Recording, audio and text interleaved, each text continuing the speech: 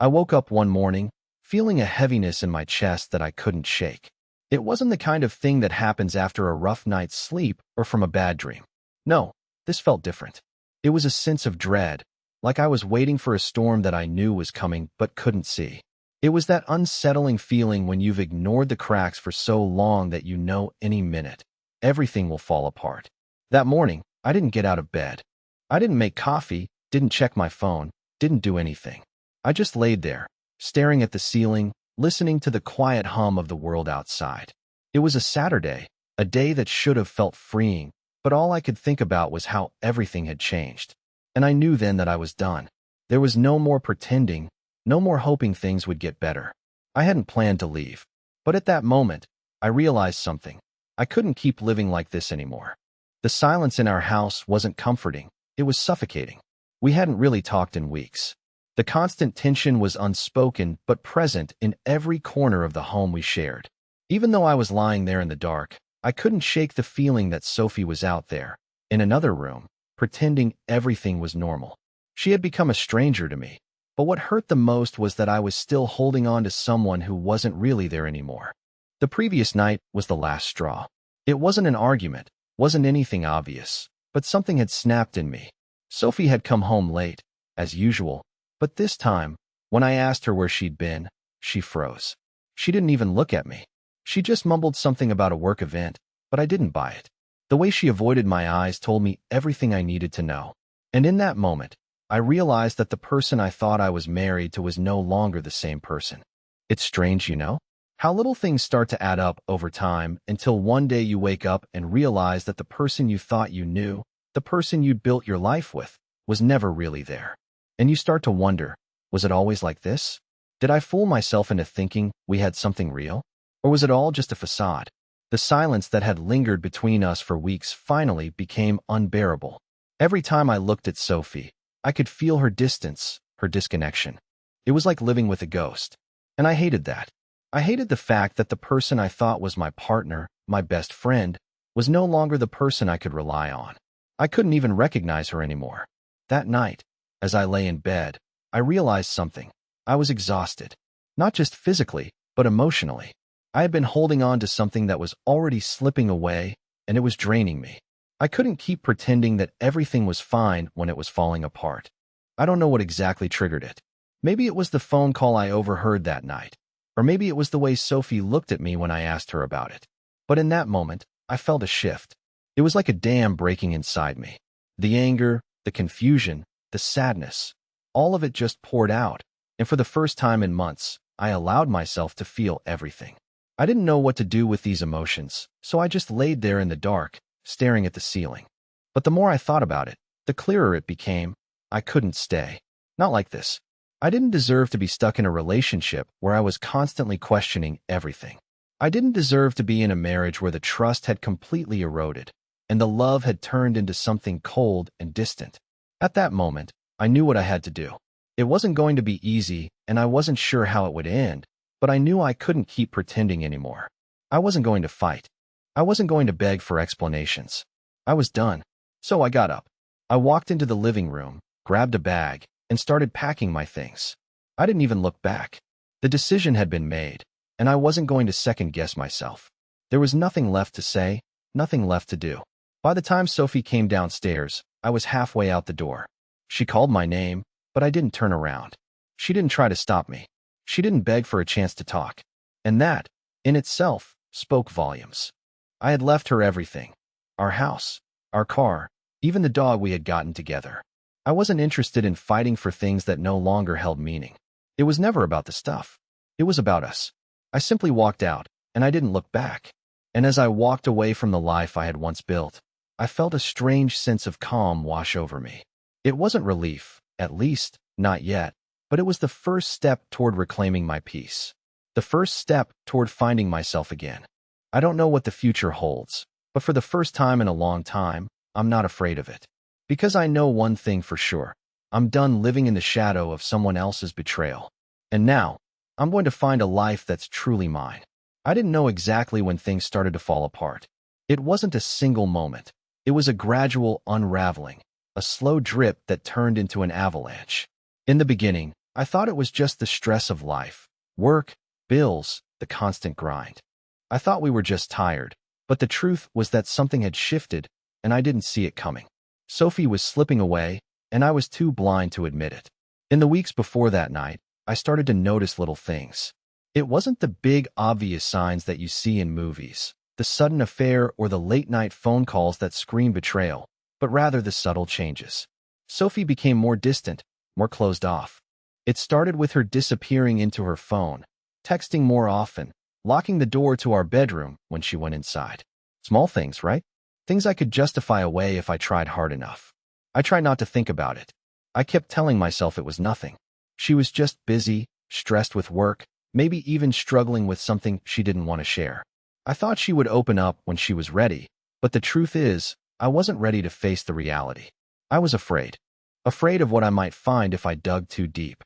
The late nights started becoming the norm. She'd come home after I had already settled in for the night. Eyes glazed over like she wasn't fully present, like she was somewhere else, with someone else. I told myself it was just her way of coping. Maybe she was dealing with something at work, something I didn't understand. But each time she walked through the door, there was a small knot in my stomach that I couldn't ignore. I wasn't being paranoid. I was being honest with myself. But honesty felt like a betrayal in itself, like accepting that everything I'd built with her was being eaten away, bit by bit, and I couldn't stop it. The tipping point came a week before the day I walked out. It was a Thursday night. I remember it clearly, because it was the night I decided to finally ask her what was going on. I couldn't live with the silence anymore. I couldn't keep pretending that I didn't feel like I was losing her, even though she was still physically there. I waited for her to come home, sitting on the couch, nervously tapping my foot, trying to calm the rising anxiety in my chest. She walked in around midnight, looking as though she hadn't slept in days. Her eyes were red-rimmed, her makeup smudged from a long day that I knew nothing about. I didn't say anything at first. I just watched her, waiting for her to acknowledge me. But she didn't. She walked past me, tossed her keys on the table, and slumped into the chair without so much as a glance in my direction. I tried to keep my cool, tried to find the right words, but I was just so tired. I was exhausted from pretending that everything was fine when I knew it wasn't. So I asked her, plain and simple, "Where have you been?" She froze. Her back stiffened, and she looked at me, but it wasn't the look I was expecting. There was no guilt, no remorse. Just a cold indifference that sent chills down my spine. She told me it was just a work thing, but the way she said it, the way she avoided my eyes, told me everything I needed to know. I felt my heart drop. I knew. I couldn't deny it anymore. She wasn't just working late. She wasn't just stressed. Something was happening, and I didn't want to admit it, but I had to. "What's going on, Sophie?" I asked again, my voice quieter this time, but laced with a hint of desperation. She sighed heavily, rubbing her forehead as though the weight of the world was on her shoulders. "Nothing. I told you, it's just work." But I saw it. I saw the way her voice wavered, the way her hands fidgeted, like she was hiding something from me, something more than just work. And that's when I realized that I was losing her. Not just emotionally, but mentally too. It wasn't the first time I'd been suspicious, but this was different. I could feel the distance between us growing wider with every passing day. The warmth that used to fill the room when she walked in was gone. There was no more laughter, no more lightness. Just a hollow silence that seemed to suffocate every conversation. I sat there, watching her, trying to hold on to the last shred of hope that I was wrong. But deep down, I knew I wasn't. I could feel it in my gut. The woman I married wasn't coming back. And maybe she never had been. For the first time in months, I realized how much I had been ignoring. I'd been so afraid of losing her, of losing the life we had built, that I hadn't seen how much we had already lost. And now, there was nothing left to do but face the truth. She didn't love me the way I loved her anymore. That night, I stayed up until the early hours of the morning, unable to sleep, unable to shake the feeling that everything was about to fall apart. The next morning, I couldn't look at her the same way. The silence in the room was deafening, and I knew that there was no fixing it. No amount of apologies or reassurances could change what had already been broken. I didn't know what I was going to do, but I knew one thing for certain. I couldn't keep pretending.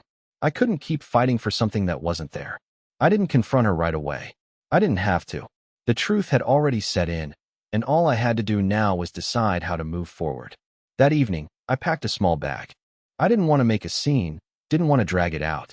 But I knew I had to leave. I was done. The woman I thought I knew, the one I thought I could trust with my life, had become a stranger. And I had nothing left to give. So, with a heavy heart and a mind full of confusion, I walked out. No fight. No words. Just a decision that felt like the only option left. I didn't want to confront her right away. Something told me to wait, to watch, to see if anything would change. Deep down, I was still holding on to that sliver of hope that I could somehow fix it, that maybe, just maybe, she'd wake up and realize what was slipping through her fingers. I spent the next few days in a strange, numb silence. Sophie carried on with her life as if nothing had changed, but I could feel it, an invisible wall between us, one that neither of us was willing to break down. In the mornings, she would still kiss me goodbye as she left for work, and at night, she would come home, tired and distant, like we were still living the life we once shared. But I couldn't shake the feeling that she wasn't really there. It wasn't just the late nights anymore, it was everything. The way she spoke to me, the way her voice lacked the warmth it used to have. Every word felt hollow, like she was just going through the motions. And every touch felt forced. She wasn't even pretending anymore. I could see it in her eyes. She had already made up her mind. And what hurt the most was that she was too scared to admit it, to tell me that we were both just hanging on by a thread. The worst part? I knew it wasn't just work. I knew she wasn't being honest, but I didn't want to push her. The last thing I wanted was to force the truth out of her, not when I wasn't even sure I was ready to hear it. But every day that passed, I felt myself slipping further into a hole I couldn't get out of. I was constantly searching for something, anything, that could justify the emptiness I was feeling. I was trying to make sense of the situation, trying to find a way to salvage something, but there was nothing left to salvage. One evening, about a week after I had first confronted her, I came home early from work. I needed to clear my head, and I thought maybe if I could distract myself with something, anything, I could stop thinking about the distance between us. But as soon as I walked through the door, I felt that familiar, unsettling presence. She wasn't there. It was quiet, too quiet. For a moment, I thought maybe she'd just gone out for groceries or something. But something in the back of my mind told me to check her phone. Now, I know what you're thinking. You invaded her privacy. You shouldn't have done that. But in that moment, I didn't care about privacy. I was desperate. I needed answers. My hands shook as I unlocked her phone. It wasn't the first time I had considered doing this, but I had always talked myself out of it, telling myself that I was just being paranoid, that I didn't need to go down that road. But that day, I couldn't stop myself. I had to know. And what I found was nothing short of devastating. There were messages, lots of messages. They weren't from any work colleagues, like she had claimed. They were from him, the guy from work, the one she had mentioned in passing a few times, but never in detail. The guy I had met only once, at a company event. The one I had assumed was just a friend. But these messages, they told a different story. You looked beautiful tonight, one message said. I can't stop thinking about you. Another one read, can't wait to see you again. I miss the way you make me feel. My stomach twisted as I read through them. They weren't just casual messages, they were intimate. They were the kind of words that you only share with someone you're emotionally invested in, someone you're more than just friends with. The betrayal hit me like a punch to the gut, but it wasn't just the words that hurt. It was the realization that I had been blind to it all this time. Sophie wasn't just spending late nights at work. She wasn't just dealing with stress. She was hiding something from me, something that I should have seen long ago. I felt my heart race as I scrolled through more of their conversation. I could feel the anger rising in me, but there was also an overwhelming sense of hurt. How long had this been going on? How long had she been lying to my face, pretending everything was fine when she was emotionally, maybe even physically, connected to someone else? It was clear now. She had been pulling away from me for months, and I had been too wrapped up in my own confusion to notice. I closed the phone and sat down on the couch, my mind spinning. I wasn't sure what to feel. Anger, betrayal, sadness, confusion. All of it was flooding over me in waves. But there was one thing I knew for sure. I couldn't stay in this house, in this marriage, not when the trust was completely shattered. The foundation we had built was gone, and nothing could fix it. It's strange, the way betrayal works. It's not just the act itself. It's the realization that you were never truly in control. You were never truly safe. I had always trusted Sophie with everything. My heart, my future, my life. And now, I was left standing here with nothing but the wreckage of what used to be a relationship. For the first time in years, I realized that I had been living in a lie. And the worst part was that I had been too afraid to face it. I had been too afraid to confront the truth, because if I did, everything I knew would collapse. But now that I had seen the truth, I couldn't unsee it. And I couldn't stay. I didn't know what was going to happen next, but I knew I couldn't keep living in a place where I wasn't wanted, where trust had been thrown out the window like it was nothing. I had to leave. I stood up, my hands still shaking, and grabbed the bag I had packed days ago. I walked to the door, but as my hand touched the doorknob, I hesitated.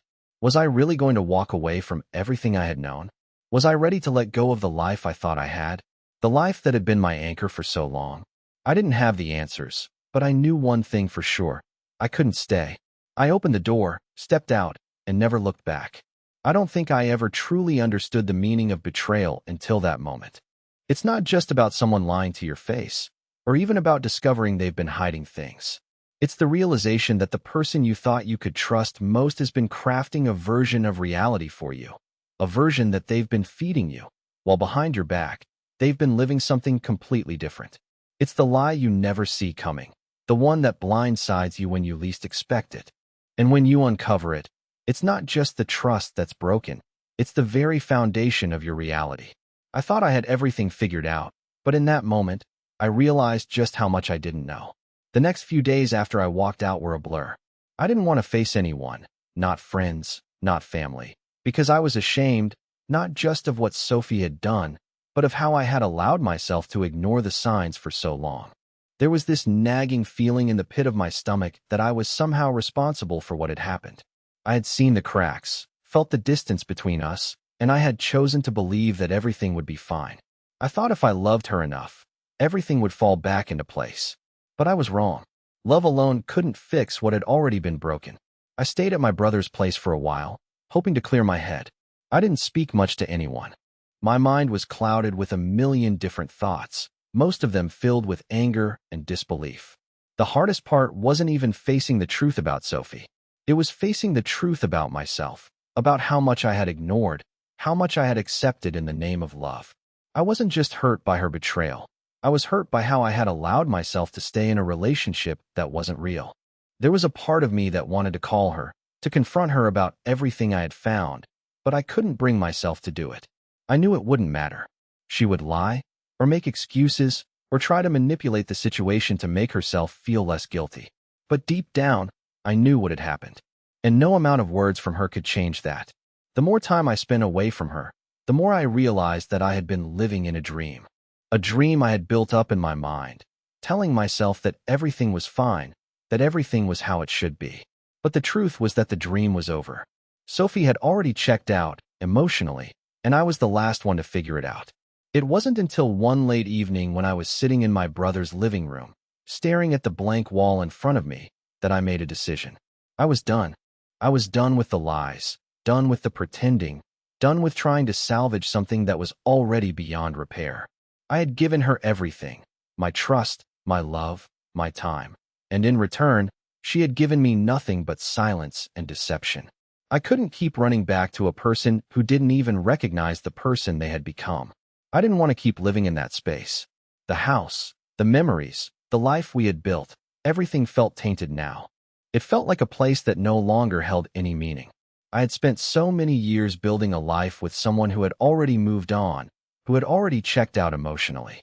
And the worst part was, I hadn't seen it. I hadn't realized it. I had been so wrapped up in my own fears and insecurities that I had missed the signs. I had been blind to the fact that the love I thought we shared was no longer there. The decision came suddenly, but it was clear. I needed to take control of my life again. I couldn't stay stuck in a situation that was only going to continue hurting me. I had to move on, not just for my own sake, but for my peace of mind. I knew it wasn't going to be easy, and I knew there would be a lot of emotional hurdles to overcome. But in that moment, I made a promise to myself that I would not be the one to keep holding on to something that wasn't worth holding on to anymore. So, the next morning, I packed up my things. It wasn't a long process, but it was surreal. I walked through the empty rooms of the house we had once shared, taking in every corner, every small detail, as if trying to remember it all. It felt like saying goodbye to an old version of myself, to a time in my life that was now over. I didn't want to leave with bitterness, but I couldn't help it. The anger had built up inside me over the past few days, and it felt like it was consuming me. I wanted to yell at her, to scream out all the things I had been holding back, but I knew it wouldn't do any good. She wasn't there. She had already emotionally checked out, and I was the one left cleaning up the mess. I left the house with nothing but a suitcase and my thoughts. I didn't know where I was going, but I knew I couldn't stay there. I couldn't keep living in a place that was filled with so much pain, so much betrayal. It wasn't just about Sophie anymore. It was about me, about finding myself again, about rediscovering who I was outside of the life we had built together. As I drove away, I couldn't help but wonder what would happen next. Would Sophie even care? Would she come after me? Or would she just let me go without a second thought? Part of me didn't want her to come after me. Part of me didn't want to hear her apologies, or her excuses, or her fake promises. I had heard enough of those over the years. I wasn't interested in hearing them anymore. I wanted peace. That's all I wanted. Peace and a future that didn't involve constant questioning, constant doubt, and constant emotional turmoil. I had given her everything, and she had taken it all. But now, it was time to take it back. It was time to walk away for good. The first few days after I left felt like a haze. I didn't know where to go. I didn't know what I was supposed to feel. It's strange, you know, how something you've been so certain of for years can suddenly crumble under your feet, leaving you stranded in the middle of a life you no longer recognize. I was trying to build something new, but the remnants of my old life, of the life I thought I had, were still everywhere. I'd left the house, but that didn't mean I'd left the memories behind. The ache of betrayal lingered, and it gnawed at me with every passing hour. I couldn't shake the feeling of being fooled, of being a fool, and that haunted me as much as Sophie's absence did. I stayed with my brother for a while, trying to keep a low profile. He was supportive, of course, but I could tell he didn't understand the full depth of what I was feeling. How could he? He hadn't been in my shoes. He hadn't felt the weight of watching the person you loved slip away, 1 inch at a time. I tried to distract myself, watching TV, going for walks, talking with old friends, but nothing helped. Nothing could fill the hole that had been left behind. It wasn't until a week later that I finally started to feel a little more grounded, a little more like myself. I had been avoiding it, but it was time. I had to confront the reality of the situation. I couldn't keep running from the truth. I couldn't keep pretending that this wasn't my life now. And part of me knew it was inevitable. So, I picked up the phone and called Sophie. I didn't know what I was expecting. Maybe an apology, maybe an explanation. But I needed to hear her voice, to hear her say something, anything, to make sense of the chaos I was feeling inside. When she answered, there was a long pause. The silence between us stretched for what felt like an eternity before she finally spoke. "You left." Her voice sounded small, almost detached. I could tell she had been crying. It wasn't a surprise. But what hit me was how resigned she sounded. There was no panic, no urgency, no real emotion in her voice. It was like she had already moved on, already come to terms with what had happened, and I was still stuck, frozen in a place I didn't want to be. "I couldn't stay," I said, my voice calm but firm. "Not with everything that happened. Not when I knew the truth. You didn't just betray me, Sophie. You betrayed us. And I can't live like that anymore. I don't know what's going on in your mind, but I can't keep pretending." She was silent for a moment, and I could almost hear her trying to piece together the right words. "I didn't want this, you know," she finally said, but there was no conviction in her tone. It sounded rehearsed, like she had said it before. "I didn't either," I replied. "But here we are." She sighed, a heavy, defeated sound, and I could tell she was struggling with something, some truth she didn't want to admit. I couldn't force her to say it, though. Some things, no matter how much you want them, can't be coerced from someone else. It had to come from her, and I knew it wasn't going to. I took a deep breath, knowing what I had to do. "I'm done, Sophie," I said softly. "I can't keep doing this. I can't keep waiting for you to choose me. I gave you everything I had, and now, I'm just left with nothing. I'm not angry anymore. I'm just tired, and I need to move on." The silence on the other end of the line was deafening. I could hear her breathing, the crackling static of the connection, but she didn't say anything. I wasn't sure if she was processing what I had just said, or if she was too numb to feel anything. But it didn't matter. I had said what needed to be said. "I think you should leave me alone, Sophie," I added, my voice steady. I don't want to talk about this anymore. I'm moving forward with my life, and I need to do it without you in it." And just like that, I ended the call. There were no final words, no dramatic goodbye. I didn't want it to be like that. I had spent too much time waiting for something that wasn't coming. I wasn't going to beg for closure. I wasn't going to ask for her forgiveness. I had given her enough chances, and now I was walking away. For the first time in weeks, I felt a sense of relief wash over me. It was quiet. It was peaceful. And for the first time in a long time, I felt like I could breathe again. That evening, I sat on the couch in my brother's apartment, staring out the window as the sun set. It was a strange feeling, watching the world continue as if nothing had changed, as if my entire life hadn't just been uprooted. The familiar sounds of the city filled the background. Cars honking, people talking, the low hum of the streetlights flickering to life. It was a reminder that life moved on, even when everything around you was falling apart. I realized then that this was it. I had made my decision. I was done being the person who waited for someone else to change, to come to their senses. I had spent so much time looking at Sophie, hoping she would wake up and see me, really see me again, but I had been fooling myself.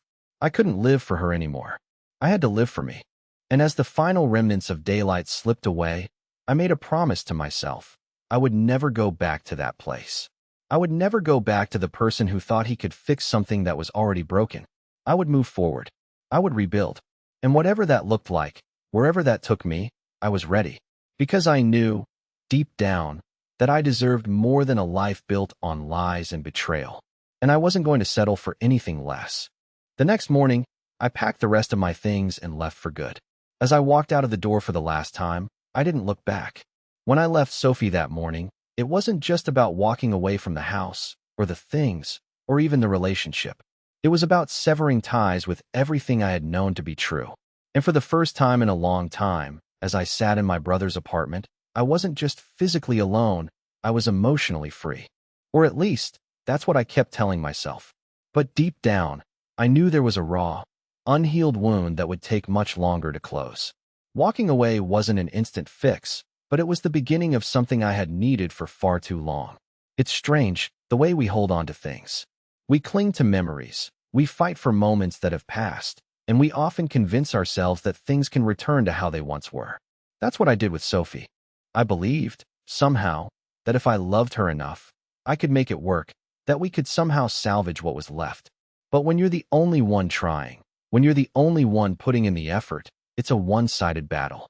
And eventually, you realize that you've been fighting alone for far too long. A few days passed after I moved out, and I didn't hear from her. There were no calls, no texts, nothing. At first, I was okay with it. I told myself that she was likely processing everything the same way I was.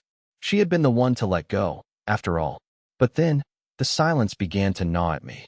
I kept thinking about what had happened, wondering if she felt any regret, any remorse, or if she was simply relieved to be free of me. I had my suspicions, but the uncertainty was maddening. It wasn't until a week later that I got a message. It was brief, but it was enough to send a shiver down my spine. "Can we talk?" The text read. There was no explanation, no apology, just a simple request for a conversation. I didn't respond right away. I didn't want to, not because I was angry, though I was, but because I had made up my mind.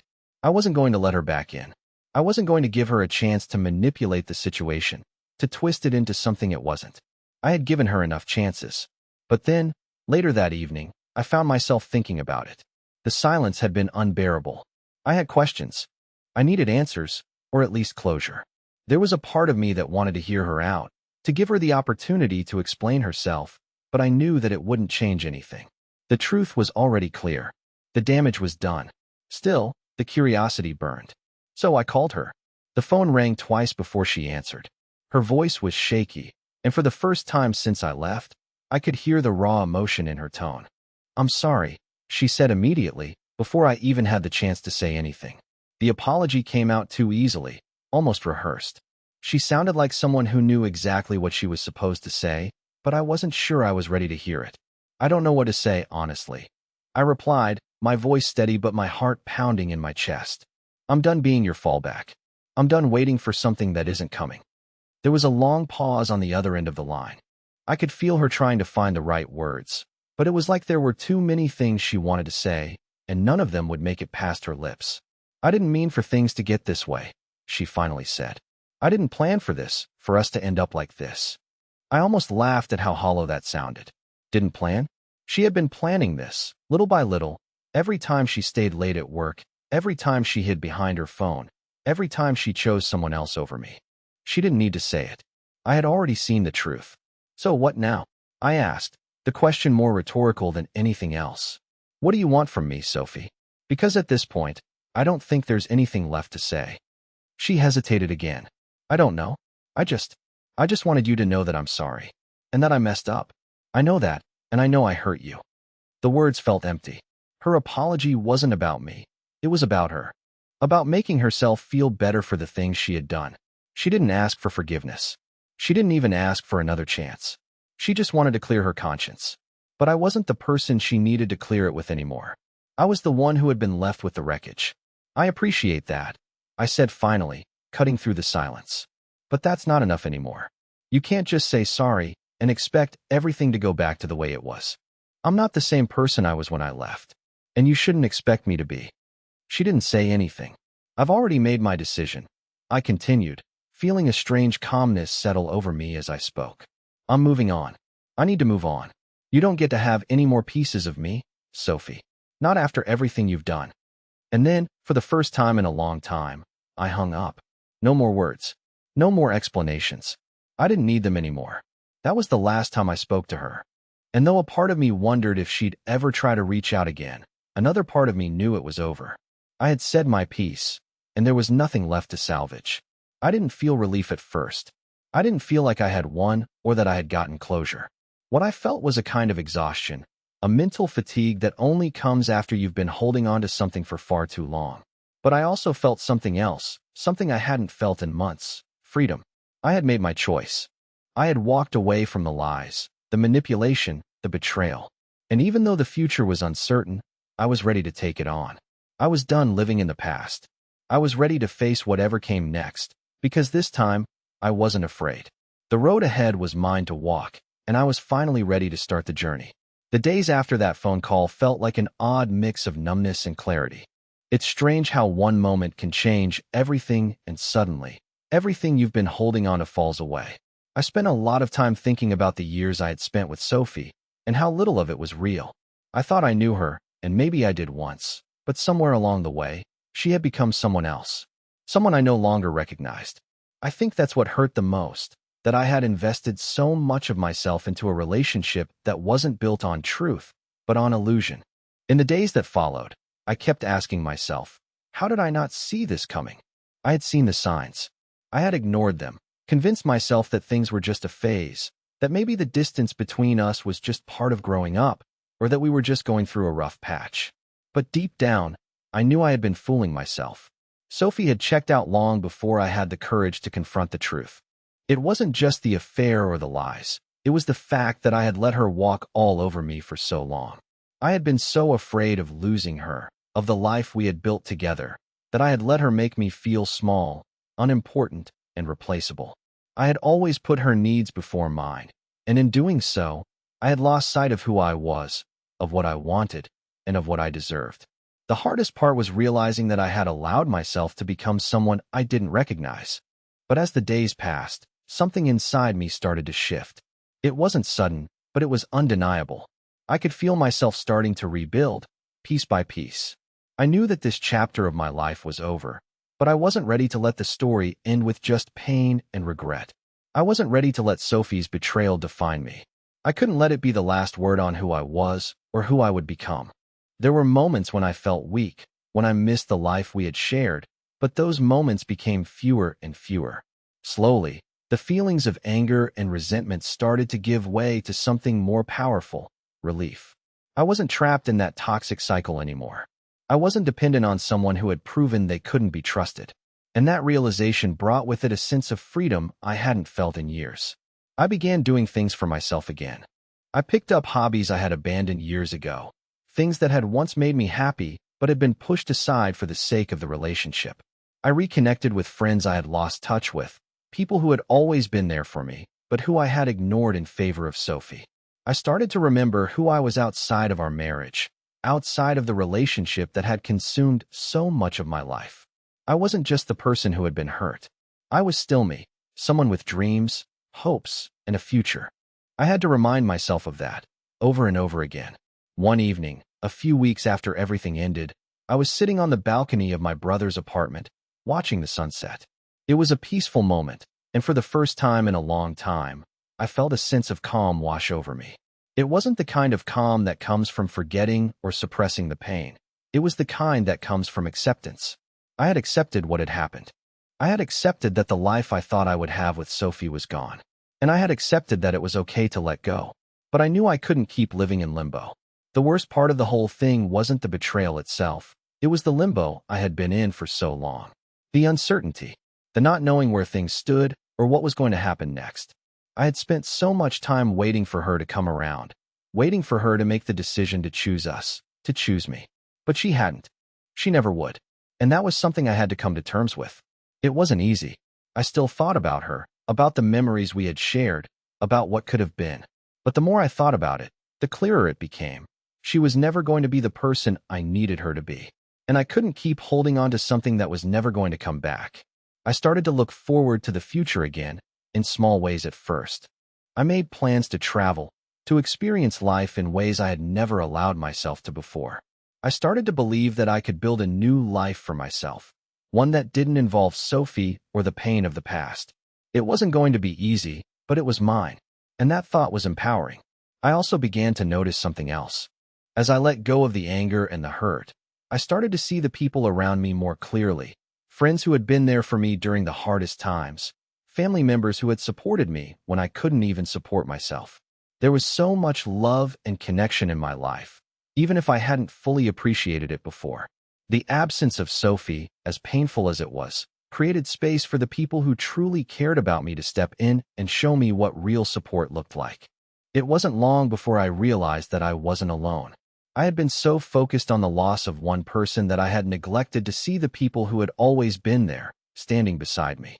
And in a way, that made everything feel a little lighter. I was no longer burdened by the weight of a relationship that had left me broken. Instead, I was surrounded by people who loved me for who I was, not for who I had been with. The more I thought about it, the more I understood that this wasn't just about moving on from Sophie. This was about rediscovering who I was, about reclaiming my life, my identity, and my happiness. I had spent so long defining myself by someone else, by a love that wasn't real, that I had forgotten what it meant to be just me. And now, with the weight of everything I had been carrying lifted off my shoulders, I was finally free to become who I was always meant to be. As I sat there, watching the sunset, I realized that the future wasn't something to be feared. It was something to be embraced. And no matter what happened next, I knew I was ready. I wasn't the person I had been before, the person who was desperate for validation, for love from someone who didn't deserve it. I was stronger now, more sure of myself than I had ever been. And that, I realized, was the greatest gift I could give myself. I had walked away from the life I thought I would have with Sophie, but in doing so, I had found a new life, one that was mine to create. And for the first time in a long time, I wasn't afraid of what was coming next, because I knew that no matter what, I would be okay. The months following that moment of clarity felt like an unexpected yet welcome shift in my life. For the first time in so long, I began to feel like myself again. It wasn't easy. There were days when the pain of the past crept up on me unexpectedly, and I'd find myself staring at the ceiling in the middle of the night, wondering how it all went so wrong.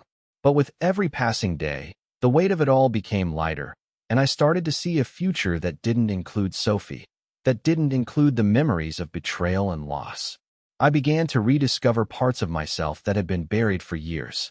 The small things, like picking up an old book I had once loved, or going for long walks in the park where I could think without distractions, became moments of healing. I had stopped defining myself by the past, by what I had lost. I had started to create something entirely new, built from the pieces of who I was, not from the remnants of what I once had with someone else. It was through these simple moments that I began to realize that life, while unpredictable, was full of second chances. I had been so consumed with the idea of needing someone else to complete me, to make my life meaningful, that I had forgotten that I could make my life meaningful on my own. The freedom I felt now wasn't about being alone, but about reclaiming my independence and control. It was about understanding that I didn't need anyone else to dictate my happiness. One evening, a few months after I moved out and started rebuilding my life, I took a trip to a nearby town. I didn't have any particular reason to go, other than a need for a change of scenery, to experience something new. As I walked around the quaint streets, I found myself at a small coffee shop. I sat by the window, sipping my drink and watching the world go by, and for the first time in a long time, I felt at peace.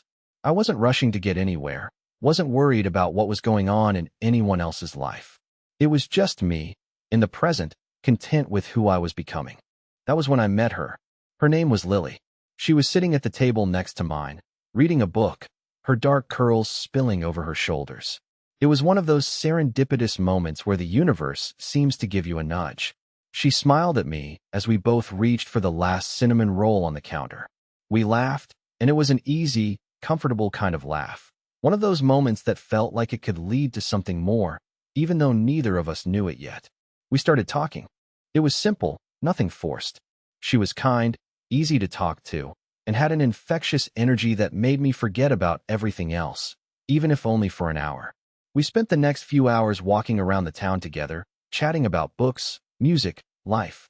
It was a refreshing change from the heaviness I had been carrying around for so long. I wasn't looking for anything, not really. I had spent so much time focusing on healing that the thought of starting over with someone else seemed too far off, too complicated. But in Lily, I found someone who wasn't trying to fix me, who wasn't interested in my past. She was present, just as I was, and that felt like something I hadn't experienced in a long time. It was as if she didn't need me to be anything more than what I was right in that moment. That evening, as we said our goodbyes, she gave me her number, but I didn't feel the pressure to follow up immediately, to rush into anything. I simply appreciated the connection we had made, and that, in itself, felt like progress. Over the next few weeks, Lily and I kept in touch. It wasn't an overwhelming flurry of texts or calls. It was easy. It was natural. We spent more time together, sharing stories, laughs, and slowly getting to know one another. There was no rush, no expectations, and that was exactly what I needed. But even more than that, Lily reminded me of something important. Life doesn't end when one chapter closes. There's always a chance to begin again. Sometimes, you have to let go of the things that were never meant for you, so that you can make space for the things that are. And in that moment, I realized that my journey wasn't defined by my past. It was being defined by my ability to move forward. It was in Lily's company that I began to feel truly healed. She wasn't the answer to everything, nor did I expect her to be. But she was a reminder that there was joy and possibility beyond the pain, beyond the heartbreak. That not everything in life was dark and broken, and that happiness could be found again, piece by piece. I won't say everything was perfect from that point on. Life, as always, had its ups and downs, its challenges. But I no longer felt like I was waiting for something to fix me. I was the one who had rebuilt my life. And as time went on, I realized that sometimes the best way to heal is to stop focusing on what was lost, and instead, focus on what can still be found. I learned that love doesn't come with expectations. It comes with acceptance, with kindness, with patience. And that's what I had been missing. I had been looking for love in the wrong places, hoping someone else would save me from my own doubts.